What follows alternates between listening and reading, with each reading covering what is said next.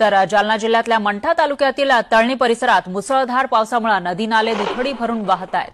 तळणी तलाव ओव्हरफ्लो झाला आहे, त्यामुळे तलाव फुटण्याची भीती वर्तवली जाते। तलाव फुटला तर याला प्रशासन जबाबदार राहील अशी प्रतिक्रिया इथल्या ग्रामस्थांनी दिली आहे। तलाव ओव्हरफ्लो झाल्यानंतर आता हा तलाव फुटण्याची भीती सुद्धा व्यक्त केली जाते, त्याच्यामुळे या ठिकाणी काम सुरू करण्यात आलं आहे। जालन्यातली ही स्थिती आपण बघतोय। तलाव ओव्हरफ्लो झाला असल्याने हा काही वेळात फुटणार आहे। तरी पण कालपासून आम्ही तळणीचे सरपंच असतील, सर्व शेतकरी असतील, आम्ही वारंवार प्रशासनाला याची माहिती दिलेली आहे, परंतु प्रशासनाने कुठल्याही प्रकारची दखल घेतली नाही।